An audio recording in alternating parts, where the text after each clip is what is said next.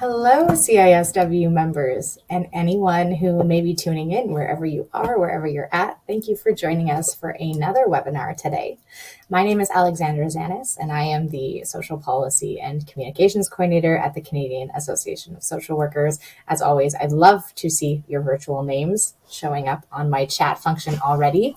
If you haven't already found that chat function, pop it open with those blue and white icons at the bottom of your screen. Those icons or widgets should be where you can find everything you would need for this presentation.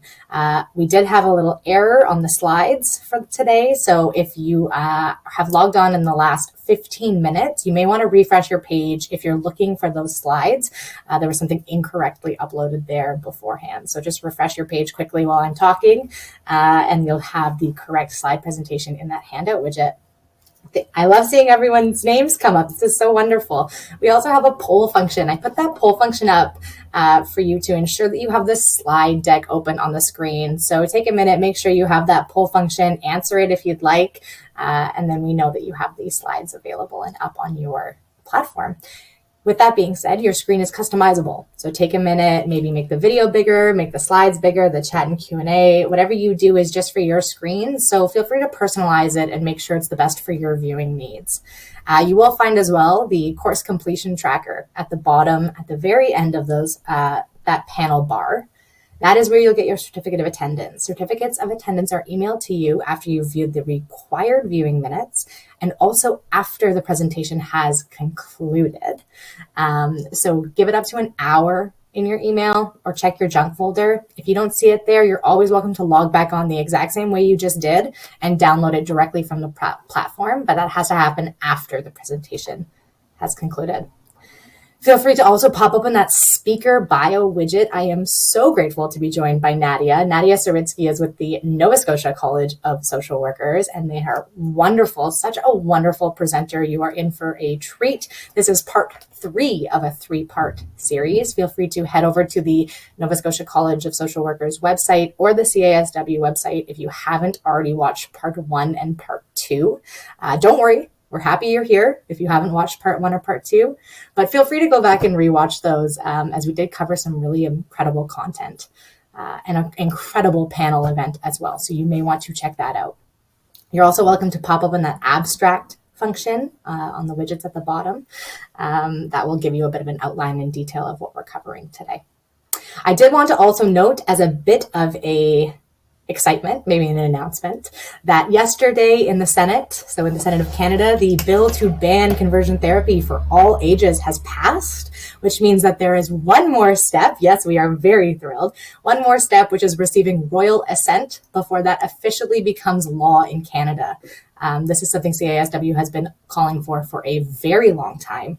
So we definitely had a lot of cheers yesterday when we saw the Senate unanimously pass that bill. Yes, yeah. That's just a little note from me and our excitement at CISW. I can't wait to pass it over to Nadia, though, because the star of the show is here with us today. Nadia, feel free to take it away. I'm on the back end. Use that chat, use that Q&A tab. Let us know your questions, your thoughts, your comments. Nadia, take it away. Thank you. That's awesome news. And in fact, I'm going to be referencing it slightly in my presentation, so it'll work out perfectly. So I am going to continue with my slide, which hopefully you see here. So I'm talking about part 3 of spirituality and ethics in social work. And are you there?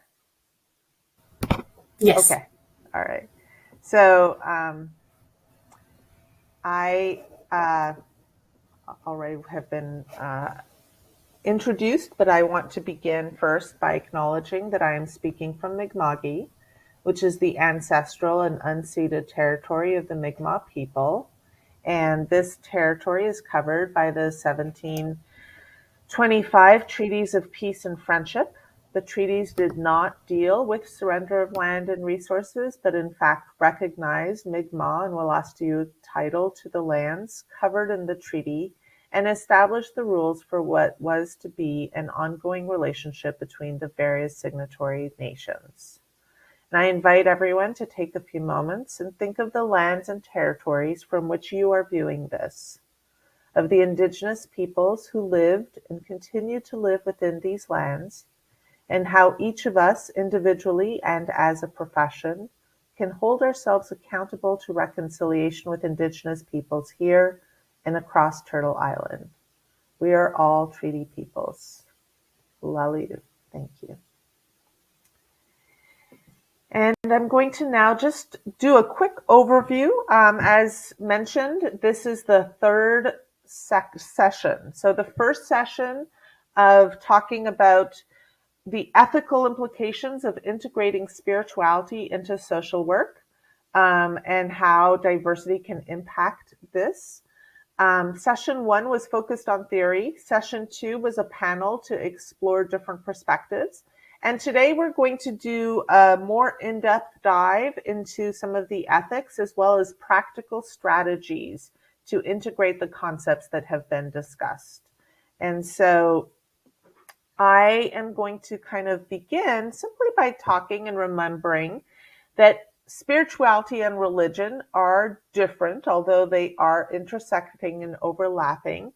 And this is probably one of the most important concepts to take away from this session, which is the ways in which, when talking about how to integrate spirituality into social work, or should we integrate it, how that is different than religion, but because they are overlapping, there are unique ethical concerns. And we talked a little in the first session about a couple of areas to consider, specifically the social worker's own spirituality and or religious beliefs, the client's spirituality and their religious beliefs, the role of spirituality in the therapeutic context, as well as considering the role of religion, and the role of the social worker in the client's spirituality. And there are unique ethical dilemmas in each of these, as I outlined in the first session. But just a quick review of our code of ethics, so that we can think about all of the different conflicts and issues that might come up. So obviously the first issue is respect for the inherent dignity and worth of people and everyone's right to self-determination and the unique choices that each person makes. The second is the pursuit of social justice and the ways in which that might be integrated into this. The third, we know, is service to humanity and the importance of putting the needs of those we're serving above our own, and to really work on addressing the larger good. And integrity in the professional practice, of course, that is another important goal. Our goal is to try to be impartial in the work that we do and adhering to these values. Confidentiality and specifically competence in the professional practice, which I know is one of the reasons why everyone is attending this session. The ways in which each of us have a responsibility, an ethical responsibility to continue learning, because that is the way that we can most effectively serve the people we are working with. Now, there are professional ethics, as I just outlined, but there are also personal ethics and values. Each one of us have our own personal values, and sometimes those are aligned with our professional values. Sometimes there might be a conflict, and we have an ethical responsibility when there is a conflict to seek supervision, use self-reflection, and values clarification. And also this governs morals. We have to become self-aware as much as possible and ensure that our skills reflect our knowledge as well as our values of the profession, and that we are addressing the potential for unconscious bias. Now, unconscious bias, or sometimes called implicit bias, happens without us being aware. And it's really, there are multiple different types of unconscious bias. So affinity bias, we tend to have a preference for people who are like us. Confirmation bias, we tend to look for information that confirms to our own ideas. Groupthink, And we tend to be influenced by stereotypes, socialization, friends, culture, media, and there are ways of addressing it, but we need to think about all of the different potential ways that unconscious bias can impact the way we work with the clients that we serve. We also need to be aware of the ways in which intersectionality might happen, right? So intersectionality is a lens through which we can see where power comes and collides, where it locks and intersects.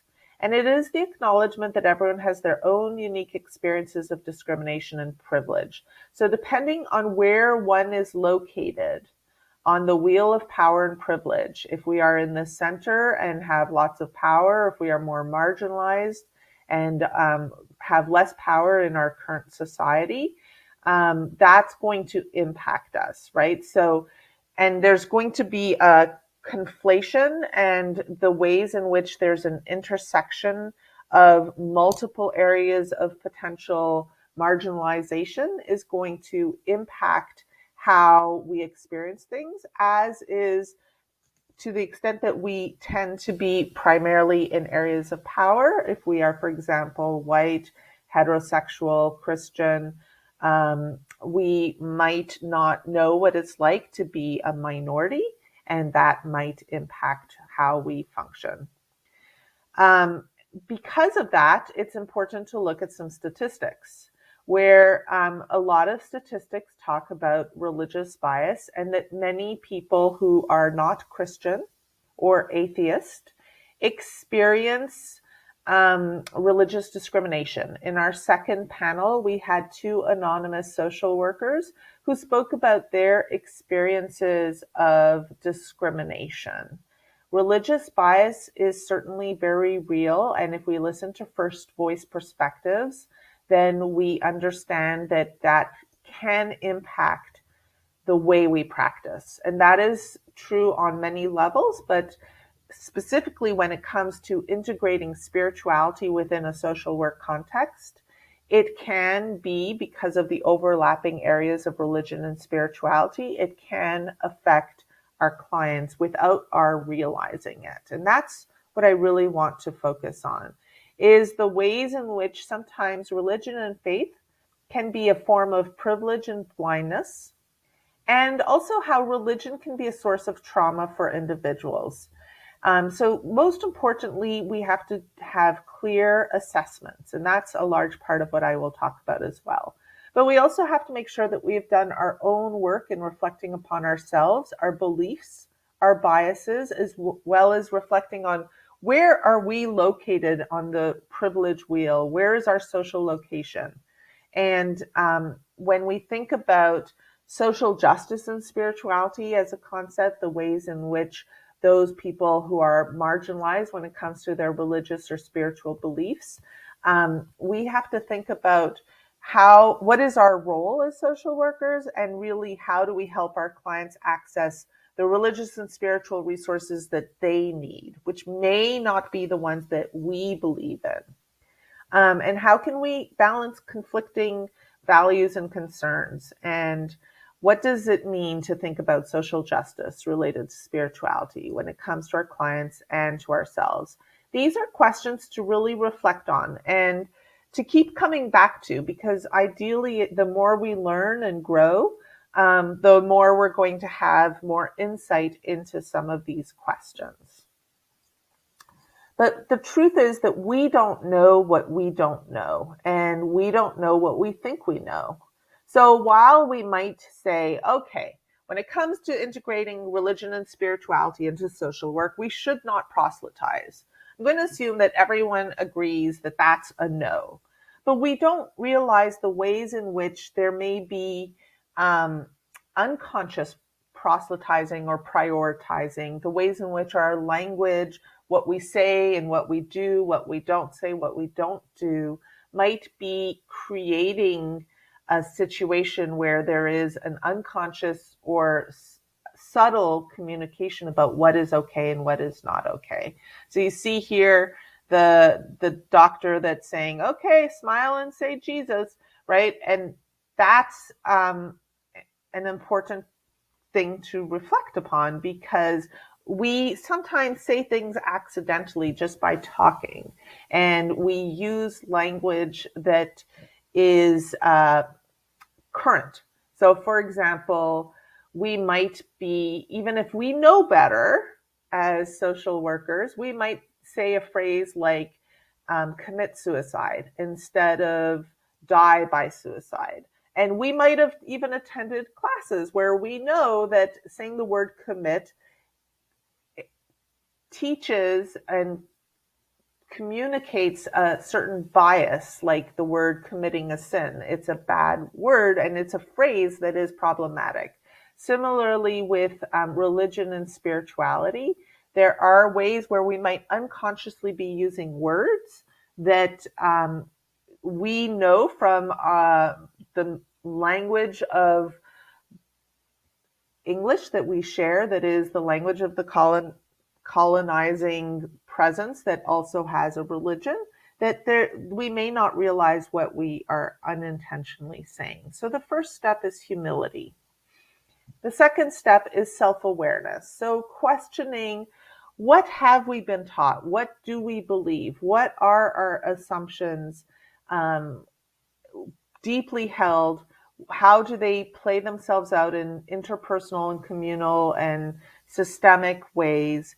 Becoming aware of the multiple areas of our preferences, our biases, is a very important step towards ethical practice.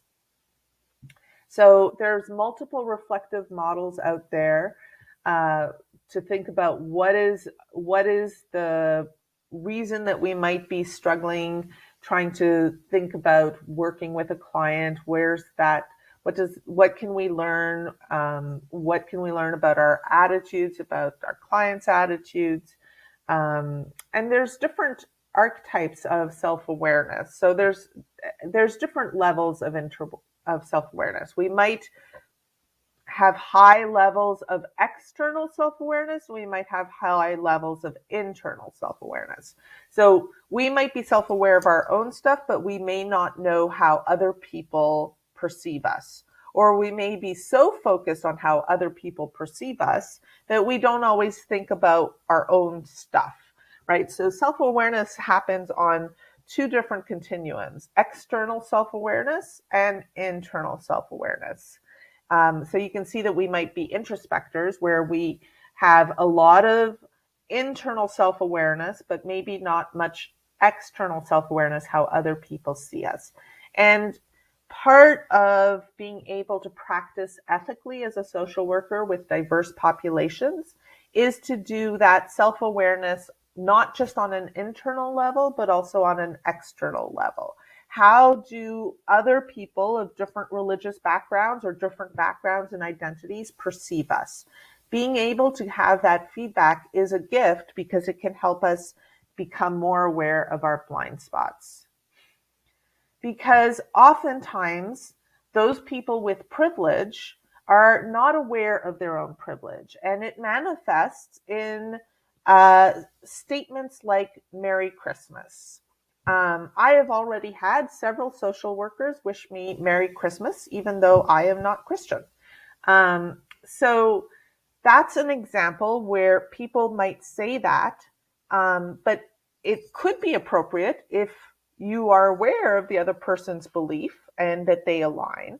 But assuming that everyone is celebrating a holiday that is uniquely Christian is one example. And we might know that particular component, but we might think, oh, well, if someone's Christian and I'm Christian, I can say Merry Christmas. But we still may not realize how integrating even such a small term might impact our clients, even if they might be Christian. And that's because we don't know. Maybe Christmas is a very hard time for them. Maybe it brings up difficult memories. What seems like a kind gesture or comment could be triggering for someone. And as social workers, we have a unique responsibility to do no harm.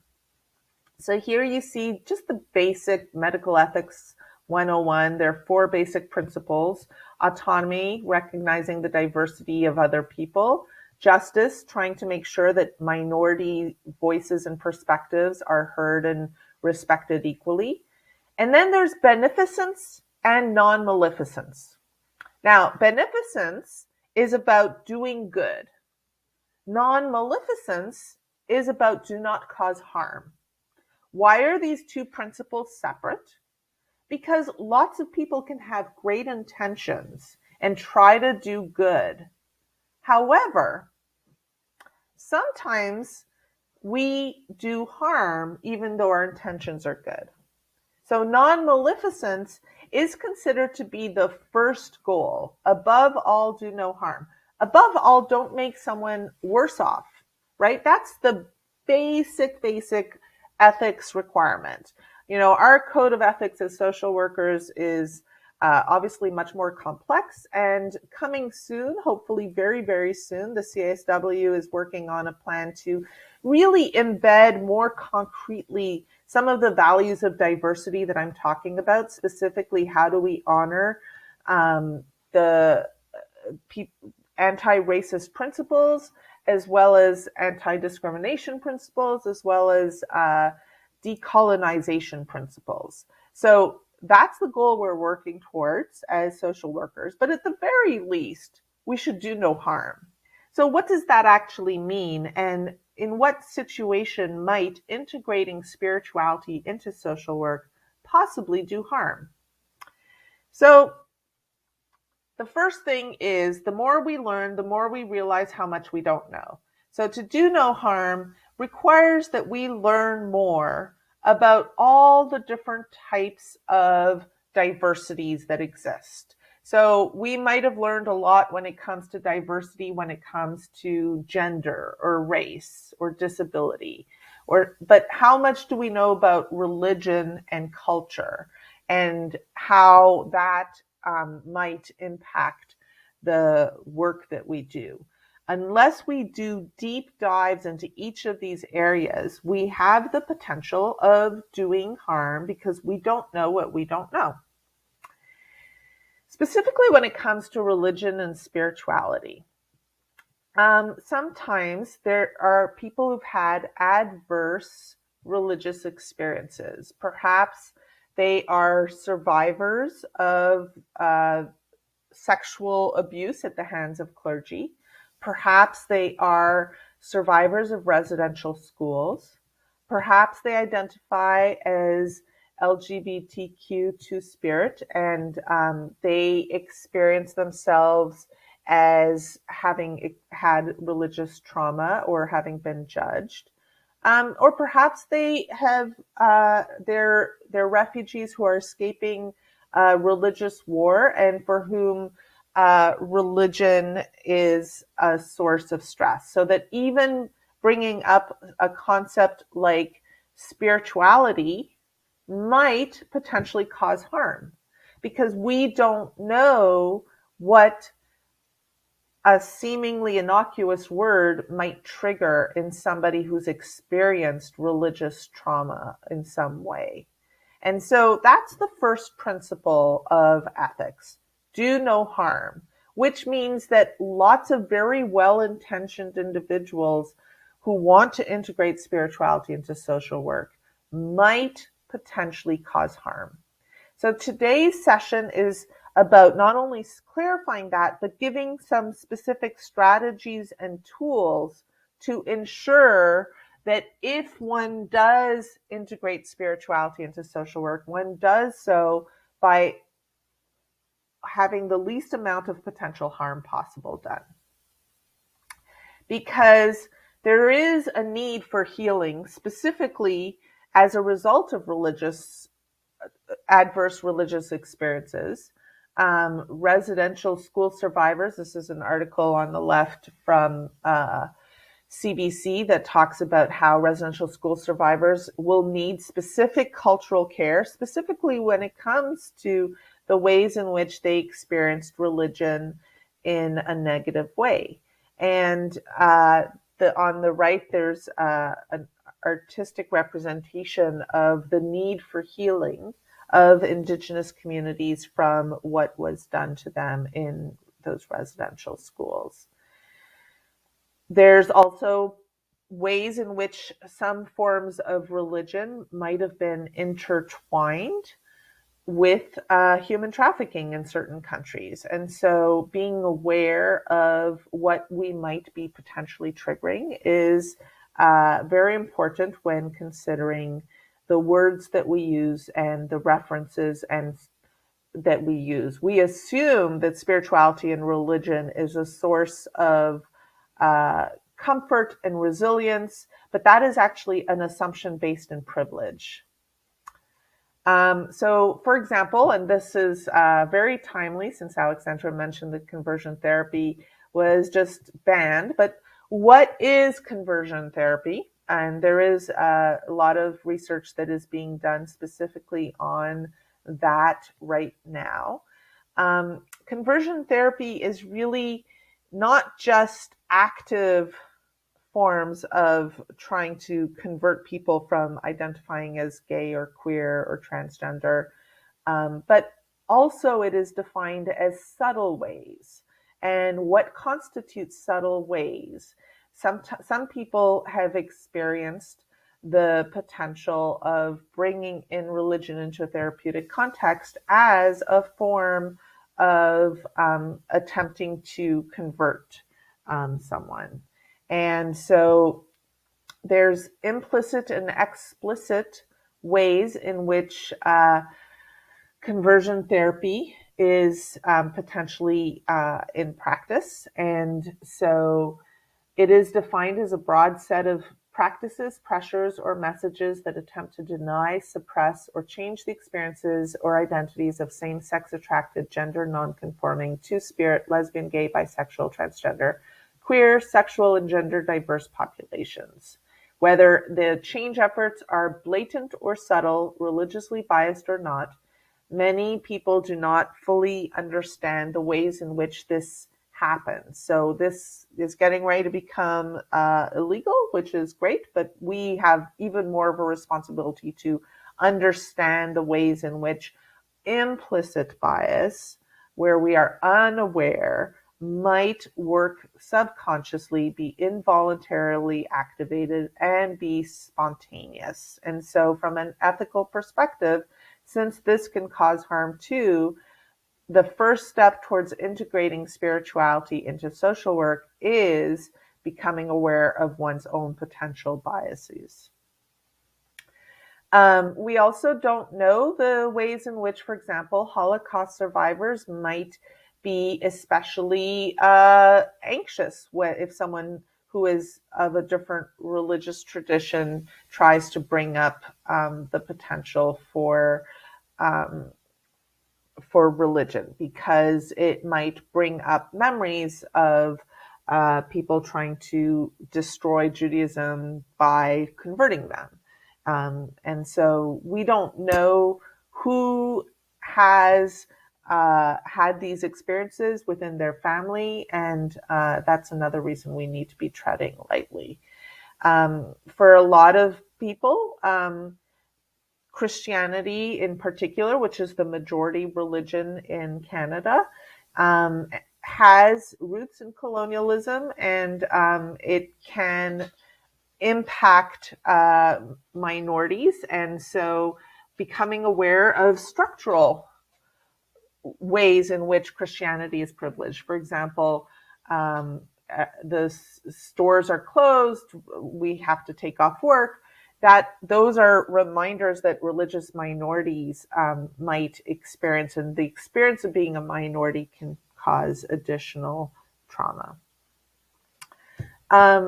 Also, for people who are queer, the becoming aware of the ways in which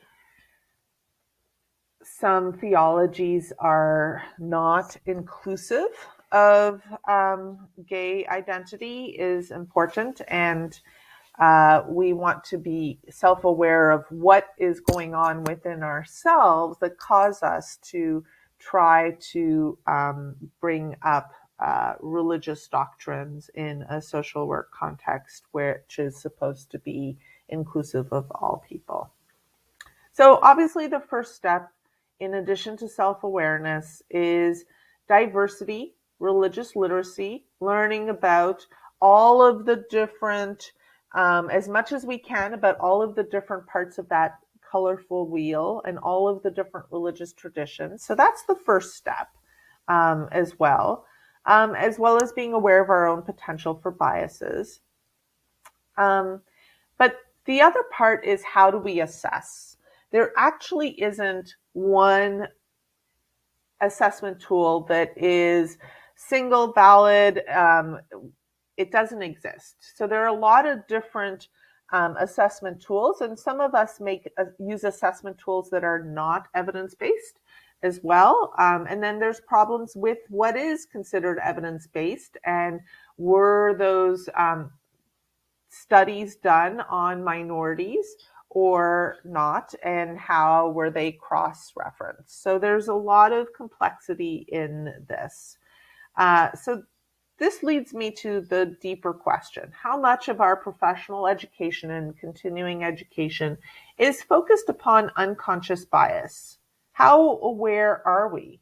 What are the mechanisms that have been used to make us more self-aware and critical thinking practitioners? Do we focus on cognitive bias, on emotional bias, on structural bias?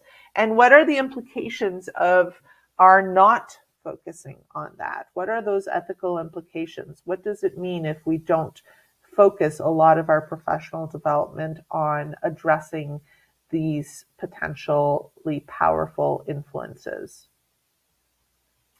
So the first thing that I would say, and this was brought up during the panel, is the importance of referrals, specifically referrals to chaplains or pastoral counselors, spiritual practitioners who are trained specifically in spirituality.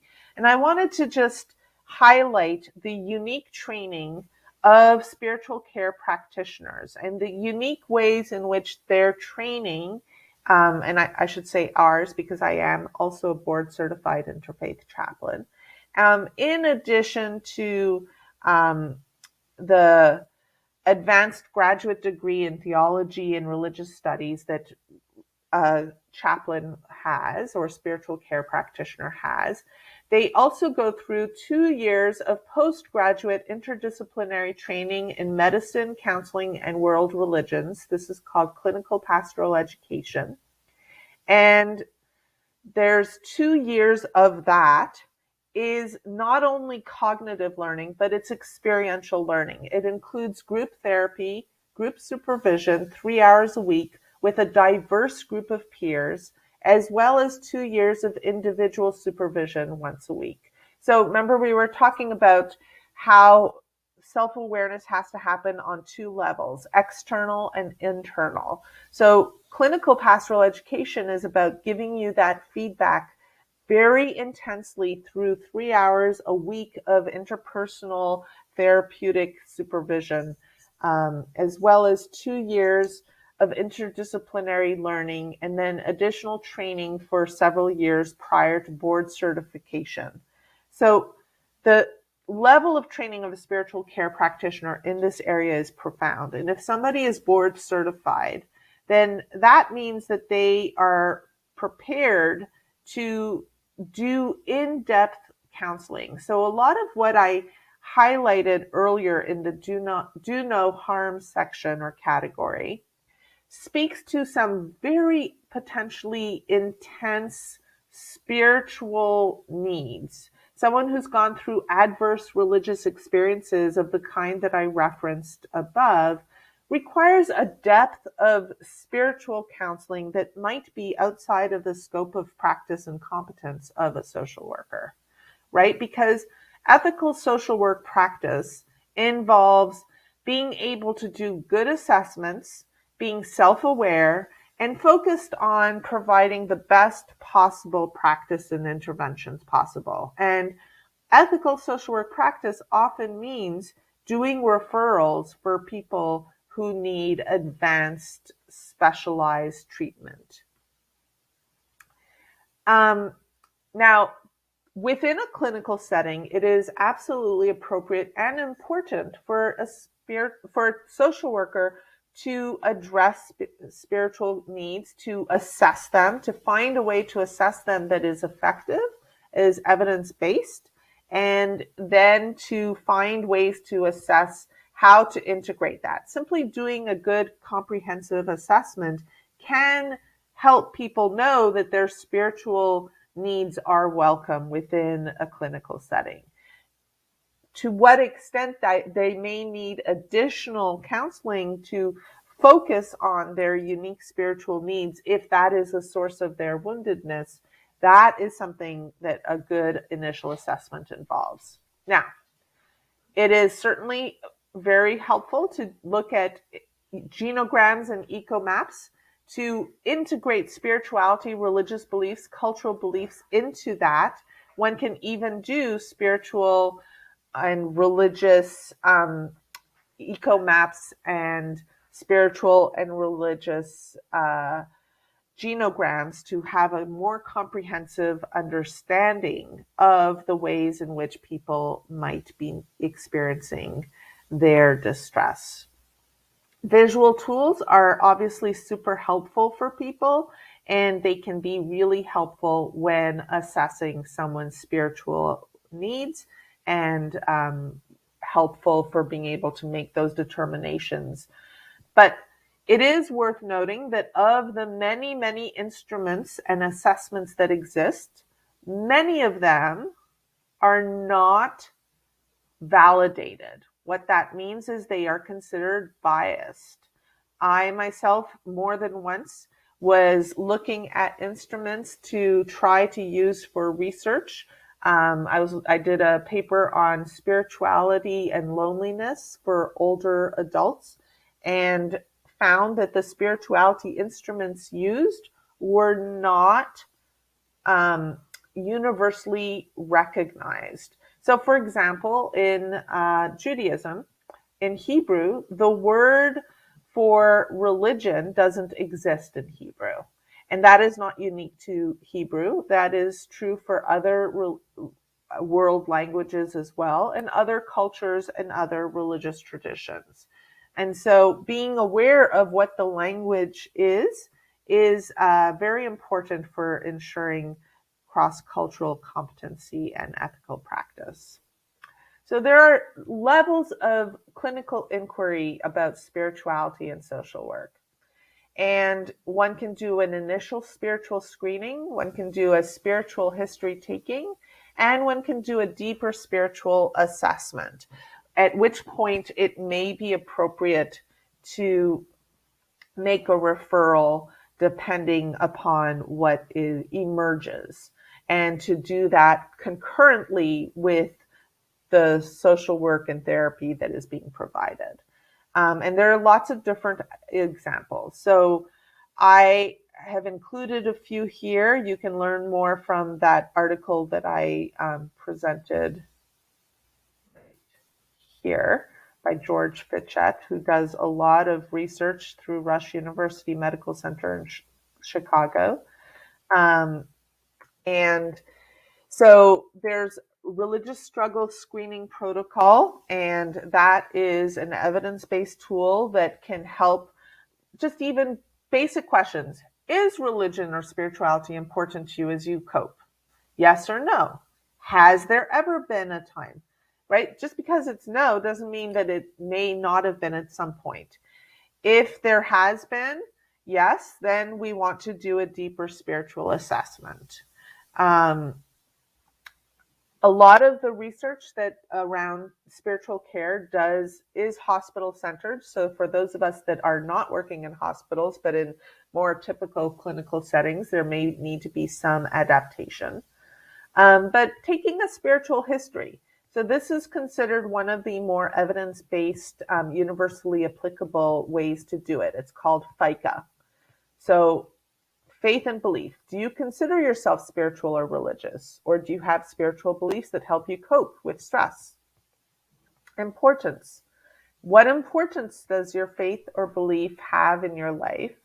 Have your beliefs influenced how you care for yourself And then community. Are you part of a spiritual or religious community? Is this of support to you, and how? Right? That's a very important question. We make assumptions. Oh, you're part of a religious community. That's great. But we don't know if it's of support to them, if it's something that you're part of because you feel obligated to. And it's important to ask and have more information. And then it's also good to just bring it up. Let's empower the client to give us directives. This is the most ethical question that we can ask. How would you like me to include spiritual issues in our counseling relationship? So that is a very important way of shifting the balance of power and reminding the client that they are the ones in charge. This is another model for spiritual assessment, which looks at the many different levels of spiritual assessment, of which there is the spiritual at the bottom, which can be about belief, meaning, a sense of vocation or obligations. The word vocation is a Christian word, so it would be important to unpack that a little further. This was published in 1993, so it's not quite as evident. So it's important to think about those words and maybe even check them out with other people before you try them out with your clients. Looking at the spiritual needs model, this is another approach for assessment that has been actually validated. So looking at definitions of spirituality, meaning, transcendence, values, and psychosocial identity. So recognizing that there are corresponding needs to what we are assessing in the dimension and domain of spirituality. So looking at meaning, if we ask someone about meaning, or what we're really asking also about is their ability for life balance, transcendence, their need for connection, values has many different levels of needs related to that, as well as psychosocial identity. Now, this question, these questions that I just answered, they seem super simple and easy, but they have been validated using statistical analysis to ensure that those questions actually are measuring something that is real and validated and reproducible across different cultures and religious backgrounds. So there's questions that we would potentially retranslate in terms of how do you assess the meaning, the need for life balance. So are you having difficulties coping with what is happening with you now? Is your overall life balance disturbed by what is happening to you now? How is the person speaking about their need for life balance? Similarly, the need for connection. Does what is happening with you now change how you view your spirituality or your faith? So those would be questions. These are very in-depth, and it's important to have done a very thorough assessment, back to what we were saying about the levels of assessment, right? You want to do an initial spiritual screening. If when you do that initial spiritual screening, to what extent would you like spirituality integrated into this therapeutic context? If we realize that the person has maybe experienced an adverse religious experience, we want to try to address that ahead of time. Now, of course, therapy is all about grist for the mill. So if we are treading carefully and we realize that perhaps there is something that is going on that is intense, we will want to make that referral so that they have the ability to follow up. Because if we are unpacking something that has stayed tightly protected for a long time, then we have a responsibility to make sure that they have the tools they need to address it. Back to doing no harm. So that tool has been analyzed statistically through factor analysis to ensure internal consistency. It is effective at being able to identify. And that's an important part, is how can we be ensuring that when we're talking about this, we're using tools that actually are effective. If we think about this sort of like a continuum, social workers are important to be able to provide basic spiritual care and to be able to do some screening for spiritual distress, and then to be able to make those referrals as appropriate. But we want to think about not going outside of our scope of practice by becoming more aware of the scope of practice of our allied professions, specifically spiritual care providers.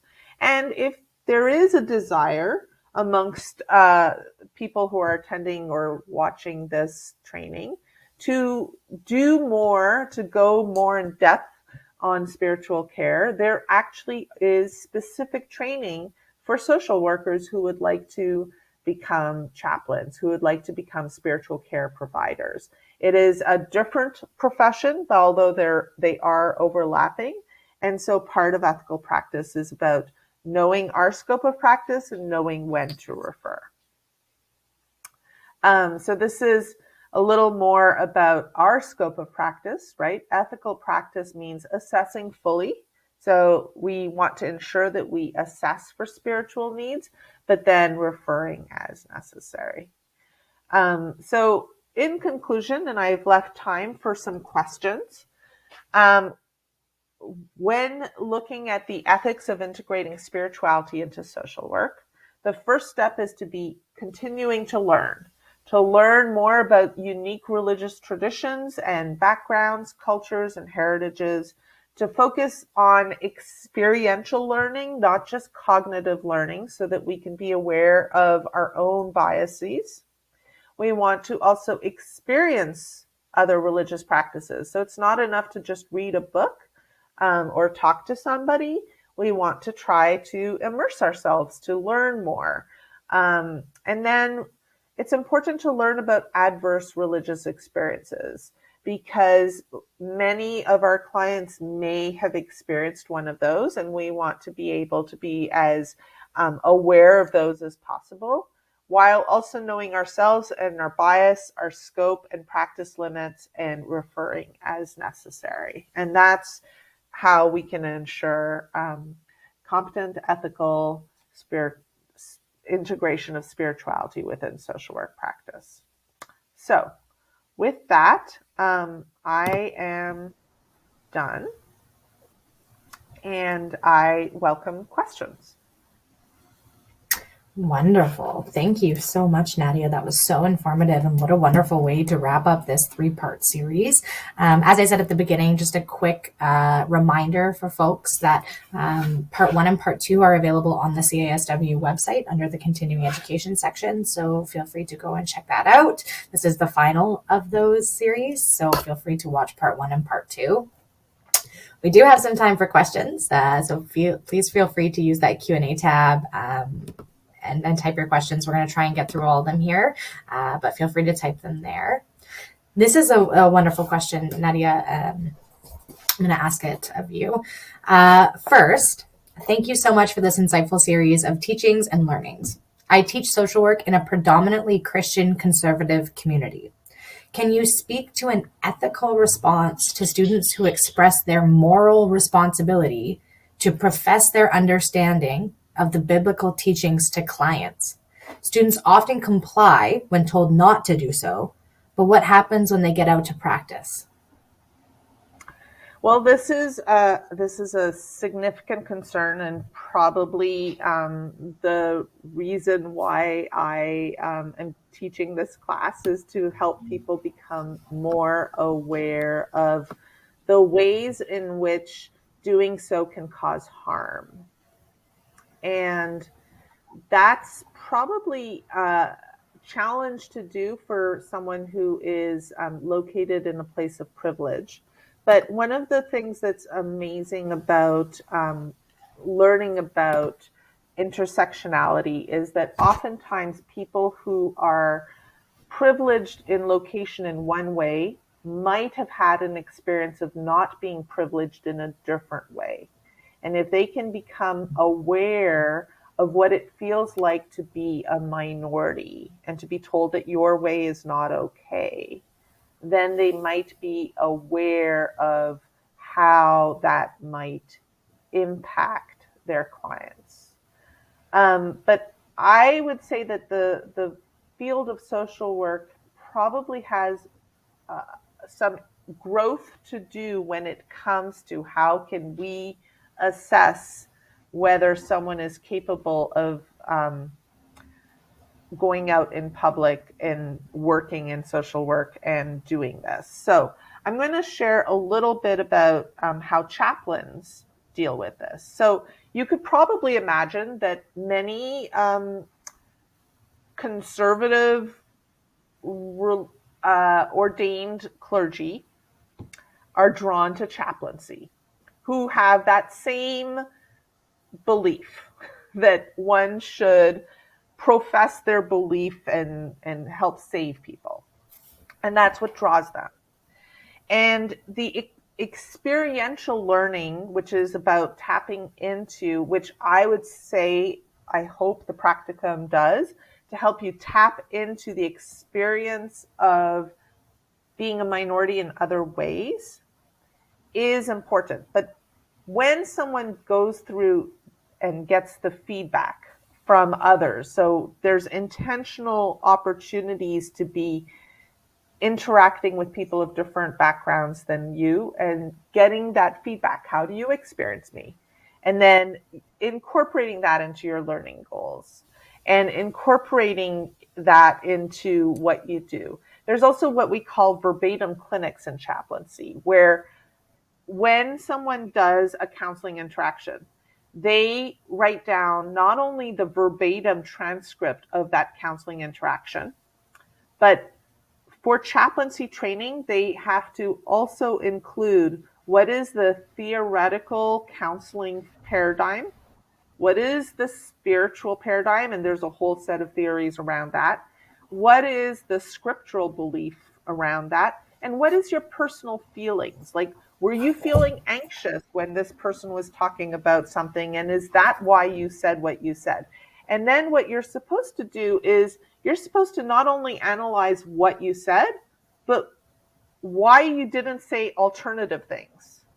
And then the verbatim clinic, you bring that written piece of work, which is really long, self-reflective, to your group of peers who are all organized to be different religious beliefs, right? So a clinical pastoral education learning session explicitly tries to make sure that there's people of every religious belief, that there's someone who is more conservative, someone who is more liberal, someone who is of a different race, someone who is of a different gender, of a different sexual identity, all together to spend a year learning and working together.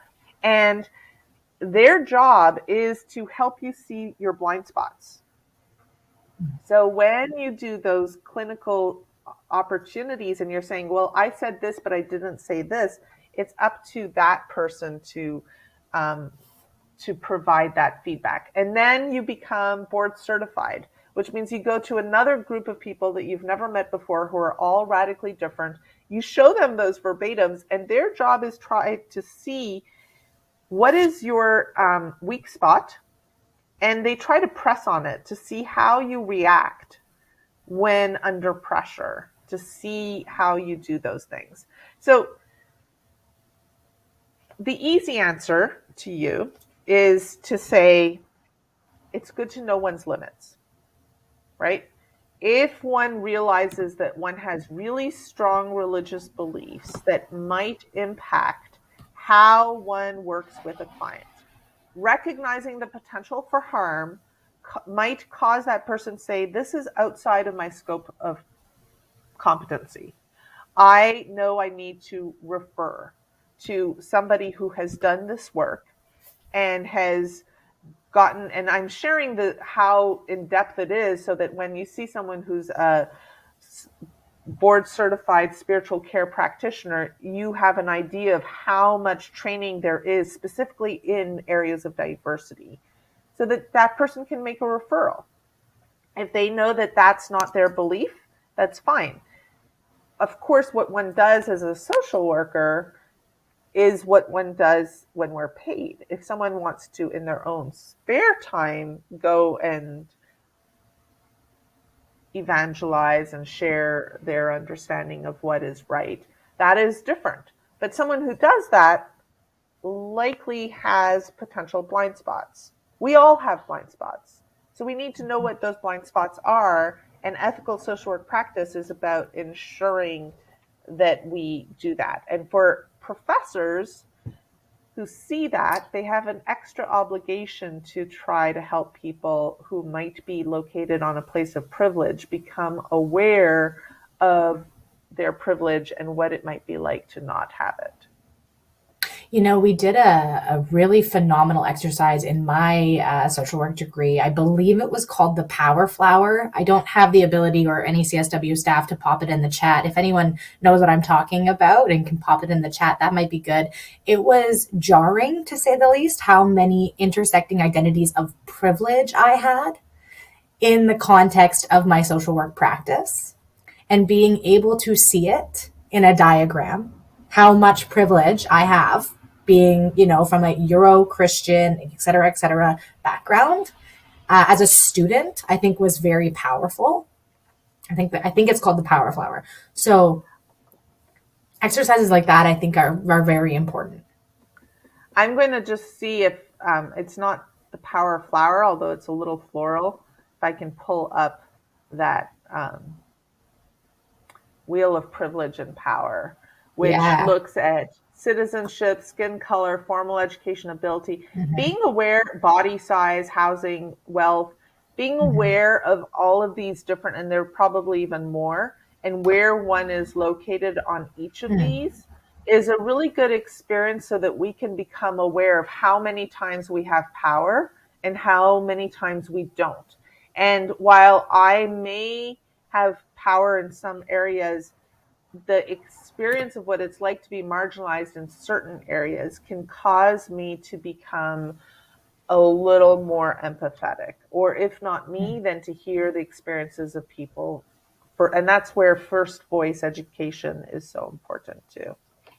I had a couple more questions that I saw. One was about, and I'll try to be quick, but I saw the Serenity Prayer. The Serenity Prayer is certainly a lovely prayer. It has Christian roots, and it is Christian. And many people know that it's got Christian roots and may not feel comfortable with it. And that is really a challenge for the recovery movement as a whole.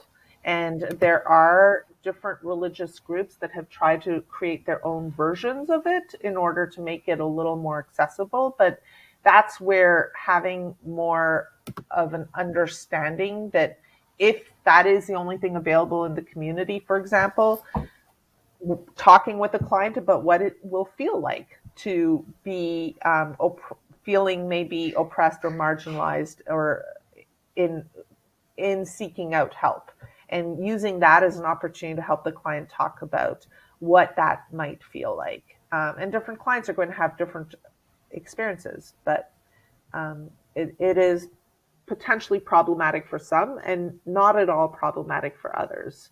Many people are used to translating. There's, when you're a minority, you're used to seeing things from the big picture as well as your own perspective. When one is only in the majority, we're not used to translating what it's like to not have it be the way we know. And ideally, social work teaches us how to translate so that we can be able to connect with more people. There's a really wonderful question in the Q&A, and I think it kind of ties into another question in here about the lack of access potentially to social work or healthcare providers for rural and remote communities. I'm trying to combine two questions into one here, so pardon me if I'm doing it a little bit poorly. But the question is around, what are your thoughts on existential therapy when someone has an overlap with aspects of spiritual care? I'm grateful to work with a spiritual health practitioner at my hospital. But what is your advice when people don't have access to a cost-free or low-cost clinical spiritual care practitioner, or potentially, that broader concept of being in a rural or remote community where there is Yeah. no access and the social worker serves as kind of a multitude of Yeah. hats? Great question. Very important. So, number one, the benefit of COVID, as much as there have been problems, is a lot more things are available online, including self-help groups, and it allows for people who are geographically located to potentially have access to things, perhaps through the library and their internet, but that is a resource that is now available. The other thing to think about is using grist for the mill, right? So, like I mentioned with the self help 12-step serenity prayer kind of approach, addressing for the client, this may not be comfortable, and I would encourage people doing it for everyone. Don't make assumptions. Whenever you're sharing a resource, many clients might find this helpful, but many clients might also have difficulty because it does come from a Christian background. I don't know how you would feel about this. So, using it as just an opportunity to raise the conversation and have the client talk through the feelings about it. Um, you're not going to cause harm by noting that they may or may not have problems with it. It gives them an opportunity to have their concerns be validated, perhaps for the first time, to have that sense of empowerment that they can choose to modify it however they wish. Now, existentialist therapy is a great way to try to bring it down to the most fundamental common denominator, and I am a fan, and I do think that that is a really helpful way to think about integrating spirituality into social work, but with everything, even from the very beginning with an assessment, talking about how spirituality can bring up things, and that, normalizing potential concerns that might come up, helping people say, oh, this could be true, several people have mentioned that this might not be, how do you think? And then putting the client in charge of making that decision is, I think, really helpful. Wonderful. I want to know, I'm going to maybe ask one or two more questions. I do want to know that this is the fourth presentation on spirituality and social work we have done with Nadia. So if you are looking for increased trainings, we do have them on the CASW website. And we do have other spirituality and social work trainings there as well. So if this is the first time you're kind of being introduced to spirituality and social work, feel free to dive a little bit deeper in the coming weeks, months, into some of the other offerings CASW has. There is a association for spiritual social work, I believe, who did a Yes. panel event with us. Yep. So you may want to check that out as well if we didn't get to your question or if we weren't able to cover all the materials you were hoping us to cover. This is a really interesting one, and I would really like to ask it because CASW has been I'm trying to think of how to say it. We've been very on the forefront of the medical assistance in dying legislation. So this is a wonderful question, and I think it ties and dovetails really well into some of the other assets and facets of which social work will sometimes coincide and rub up against religion in ways that we're not always prepared for. So the question is, I do medical assistance in dying debriefings of healthcare staff, often in a group debriefing, sometimes one-on-one. Do you have any thoughts on how I can help a healthcare provider who feels that the patient should not choose medical assistance in dying, and their coworkers are seeing it as a peaceful, empowered ending? The person finalizes by saying, "I recognize my own bias halfway through the debriefing of feeling people should have the choice, and I realize that the care provider was against it." Yeah, that's it's a growing new issue, but it's an issue not just with medical assistance in dying. It comes up with someone is choosing abortion, someone. I mean, there are multiple ways in which someone's personal religious beliefs might conflict, and so that particular issue has to be dealt with early and often so that we know as much as possible our own stuff and recognize that if we are having strong feelings about a certain topic and we can think about it in ourselves and, oh, this is tied into some deeper parts of my own story or my belief or my faith tradition, I am going to not be able to be unbiased. And that's okay. No human being is unbiased. We all have biases. Being aware of our bias is super important so that we can try to either make referrals to other people. I know that this is going to cause me to maybe be so emotionally reactive that I might cause harm. And the first step is not causing harm. I might influence that person's decision. So there's like certain fundamental social work components or beliefs, right? One is the client's right to self-determination. To the extent that we want to encourage people to make choices that are aligned with the law. And so now that medical assistance in dying is aligned with the law, even if we may not agree with it, we have an obligation as social workers to do the best we can to either do no harm and help them achieve it or make a referral. Now, that is harder when it comes to those areas in rural communities where you can't make a referral. That's where being as self-aware as possible and focused on doing no harm is more important than ever because of the ways in which unintentionally we might communicate something. Yeah, absolutely. I so wish we could get to all of them. I'm sorry if we didn't, but we are over time now, so we will have to end this webcast. I am just going to quickly put a link in the chat here for the CASW hosted spirituality and social work webinars. For some reason, I'm not seeing my chat come up, so if I did that twice, my apologies.